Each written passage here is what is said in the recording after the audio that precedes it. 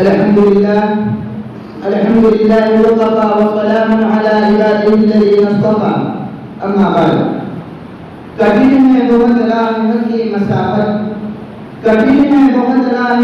مسافت بہت مستقل ہو کے چلنا پڑے گا وہ ایمان جس سے جلائے نہ عاجز اس ایمان کی خاطر بھی جلنا پڑے گا بدل دے نہ تم کو زمانے کی رسمیں تمہیں اس میں دنیا بدلنا پڑے گا. برادران ملت، میں آج آپ تمام مسلمان بھائیوں اور امت مسلمہ کے بچوں اور بزرگوں کے سامنے عالم اسلام کے حالات کو بیان کرنا چاہتا ہوں اور میں تمہیں یہ بتانا چاہتا ہوں کہ آج اس وقت پوری دنیا میں ہم مسلمان کن مسائل کا شکار ہیں، کن حالات سے دوچار ہیں، مسلمان بچوں پر کیا بیت رہی ہے، مسلمان ماں بہنوں کے ساتھ کیا کچھ کیا جا رہا ہے، اور ان حالات میں ہم اسلام اور مسلمانوں کی حفاظت کے لیے کیا کچھ کر سکتے ہیں. محترم سامعین، یہ بات کبھی چھوٹی نہیں ہے بلکہ ایک بات روز روشن کی طرح آیا ہے کہ اس وقت مجموعی طور پر مسلمانوں کی ہوا اٹھ چکی ہے. نہ ان کی کہیں عزت اور عظمت ہے اور نہ ہی ان کا پہلوں کو دبدبا ہے. دنیا کی کوئی حکومت سلطنت ان سے نہیں ڈرتی ہے، وہ ہر کسی سے ڈرتے ہیں.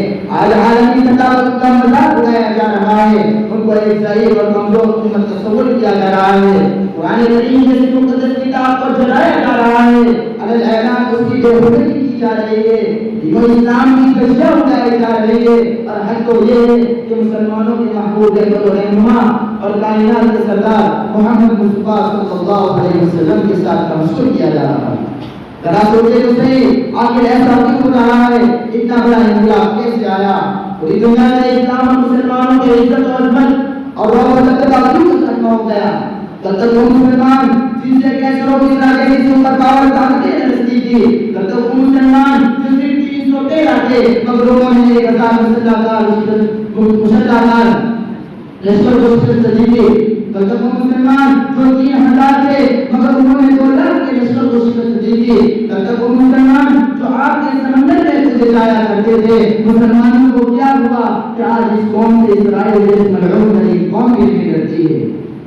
تب تک یہی یہودی خیبر میں رہنے کے لیے ٹیکس دے رہا کرتے تھے، تب تک یہی یہودی خیبر میں رہنے کے لیے محنتیں کرتے تھے. آج ان یہودیوں کو یہ ہمت کیسے ہوئی جو فلسطین کے اندر مسلمانوں کے تقدس کو پامال کر رہے ہیں؟ تب تک وہ صحابی جن کو مسلمانوں نے اتنا مارا تھا کہ ان کو کہیں جگہ نہیں ملتی تھی، تب تک وہ صحابیت جس نے ہماری تلواروں کے نیچے دم توڑا تھا، تب تک وہ صحابی جو ہمارے لوگوں کو غلام کر رہا کرتے تھے. مسلمانوں کو کیا ہوا کہ آج یہودی بھی ہم سے شیر ہو گئے، آج صحابی بھی ہم سے شیر ہو گئے، آج وہ کفار بھی ہم سے شیر ہو گئے جو ہمارے اور ہمارے مغل بادشاہوں کے زیر سایہ رہا کرتے تھے. ذرا سوچے تو صحیح کہ ہم مسلمان ہیں اور وہ اسی کفر پر قائم ہیں. آخر اتنا بڑا انقلاب کیسے آیا؟ برادران وطن، کیا ہماری کمزوری کی وجہ افراد کی کمی ہے؟ کیا ہماری کمزوری کی وجہ مال و دولت کی کمی ہے؟ کیا ہماری کمزوری کی وجہ تربیت یافتہ لوگوں کی قلت ہے؟ کیا ہماری کمزوری کی وجہ اسباب علماء کا فقدان ہے؟ کیا ہماری کمزوری کی وجہ سائنس اور جدید ٹیکنالوجی کا جو حصول ہے؟ نہیں، بالکل نہیں. اگر افراد کے اعتبار سے دیکھا جائے تو مسلمانوں کی تعداد قومی طور سے کہیں زیادہ ہے. اگر مالی اعتبار سے دیکھا جائے تو مسلمان کو اقوام عالم میں کہیں زیادہ مالدار ہے. معدنیات کے ذرائع اور کانے کی زیادہ تر اسلامی ممالک میں ہے، لیکن ان تمام باتوں کے باوجود مسلمان کمزور اور مقبول اور مقبول کیوں ہو رہے ہیں؟ مسلمان ہر جگہ پر مار کیوں کھا رہے ہیں؟ مسلمانوں پر ایجوکیشن سسٹم کے پہاڑ کیوں توڑے جا رہے ہیں؟ خدا تعالیٰ نے یہ سرزمین اپنی تمام تر وسعت و کشادگی کے باوجود مسلمانوں کے لیے کم کیوں ہوتی جا رہی ہے؟ میرے بھائیوں، اگر غور سے دیکھا جائے اور ایک تحقیقی جائزہ لیا جائے تو پتہ چلتا ہے کہ آج عالمی سطح پر مسلمانوں کی کمزوری اور دینوں کی رسوائی کی اصل وجہ جہاں اسلام کی تحریک انحراف ہے، وہیں پر اس کا ایک بڑا سبب آپسی اختلاف و انتشار، آپسی جنگ و جدل اور اتحاد و اتفاق کا فقدان ہے. امت مسلمہ کے یوسف بندوں کوئی تاریخ اس بات پر گواہ ہے کہ جب تک مسلمانوں کے اتحاد و اتفاق اور اخوت و محبت کا یہ رشتہ برقرار رہا، جب تک مسلمان اسی قافلہ امیدوار بنا رہا، اس وقت تک وہ ان پر اپنی حاکمیت ساری نہیں کر سکتا تھا اور وہ ساری دنیا پر چھائے رہے. لیکن جب سے مسلمانوں نے ایک دوسرے کو گرانے، ایک دوسرے کی ٹانگیں کھینچنے اور ایک دوسرے کو دیر کرنے کا عمل شروع کر دیا.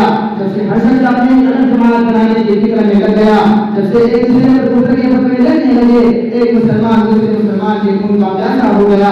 اس وقت سے مسلمان قوم پوری دنیا میں کبھی رسوا ہونے لگی. اسی وقت سے بے مایوسی, معاشرتی خرابی, تہذیبی پستی, غربت و افلاس جیسی بے شمار قسم پریشانیوں کا دائرہ دن نکلتے اور شام کرتے ہوئے تیزی سے مسلمانوں کو اپنے دائرے میں لینے لگا.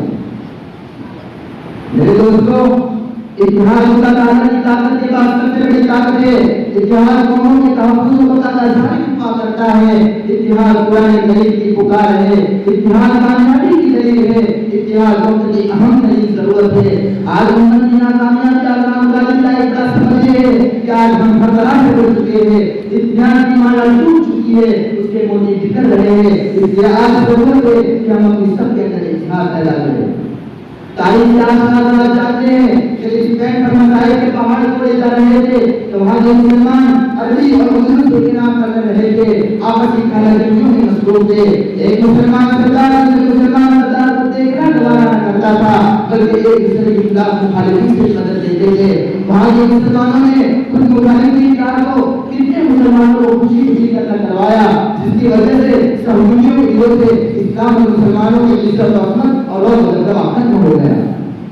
علاقے کے آسمان میں وہ بھی دیکھا کہ وہ ملک جہاں پر مسلمانوں نے 800 سال تک انتہائی شان و شوکت کے ساتھ حکومت کی تھی, وہ ملک جہاں پر مسلمانوں نے تہذیب و تمدن اور علم و فضل کے سیاج بنائے تھے جو حضور کی دنیا میں بے مثال تھے, کہ وہ ملک جہاں کا چپا 800 سال تک تکبیر کی صداؤں اور اذان کی آواز سے گونجتا رہا.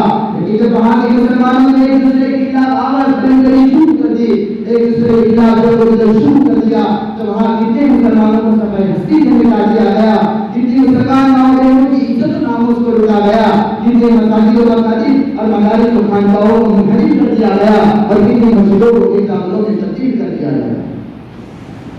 اسی طرح بغداد میں بھی آپ جانتے ہیں کہ بغداد کے مسلمانوں کا بڑا علمی مرکز رہا ہے. وہاں پر بڑے بڑے محدثین اور علماء پیدا ہوئے.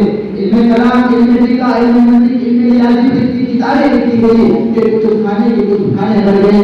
وہاں پر مسلمانوں کی ایک بڑی مضبوط سلطنت ہوا کرتی تھی, لیکن جب وہاں کے مسلمان آپس میں لڑنے لگے تو اللہ تبارک و تعالیٰ نے ان پر طاقتوں کو مسترد کر دیا.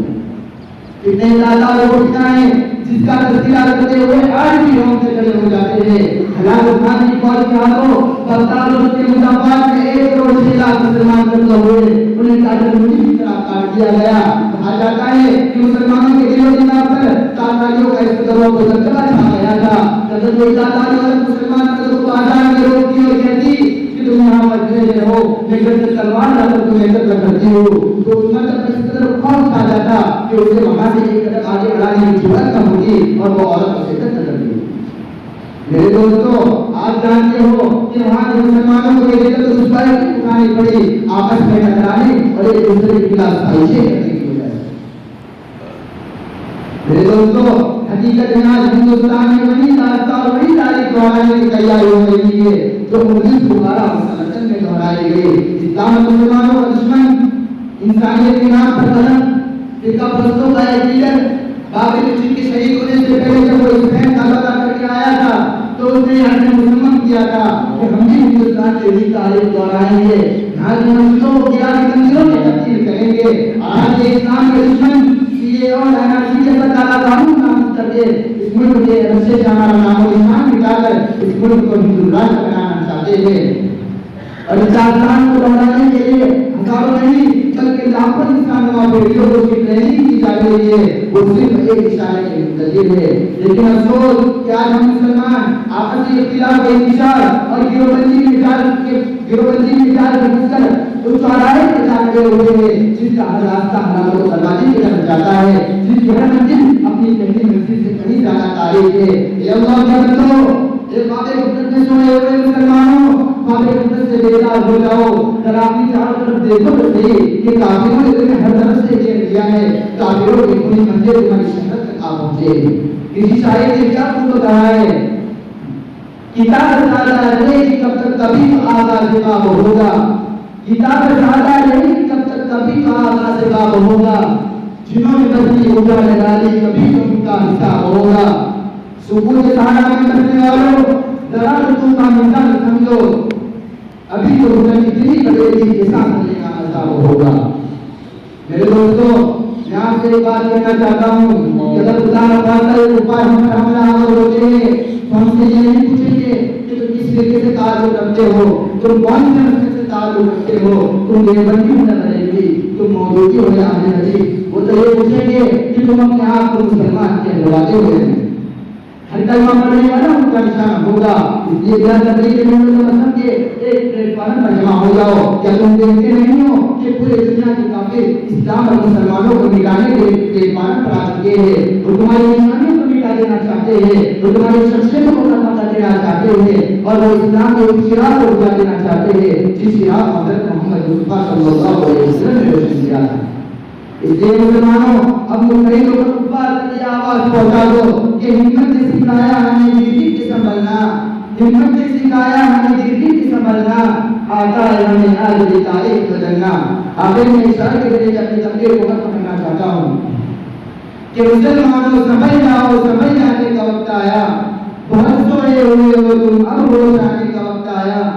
जला डाली की तुमने कश्तियां हुजूर के साहिल पर, मुसलमानों वही तारीख दोहराने का वक्त आया। जहां से 313 चले थे तुम मुसलमानों, उन्हीं माफी तिराहों पे पड़े जाने का वक्त आया। कभी सूरज से और आसमां से गिरी आशीनों, कुफर के आशिया पर बिजली बरसाने का वक्त आया। बगल उठे पीछे आगे से नमरूद के शोले कि उन्हें इज्जत पर इब्राहिम के दिलाने का वक्त आया। उठो सलामुद्दीन अय्यूबी के फरजंदो, उस गाजी के अफसाने को दोहराने का वक्त आया। जवानां में उठो, कब्र मर्दों से हो जाओ, जिहाद की सभी हिंदा कर जाने का वक्त आया। नबी की आबरू बाकी रहेगी, तुम भी बाकी हो, वगरना फिर गुलामी में उलझ जाने का वक्त आया।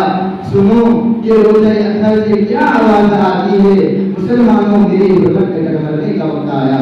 वाह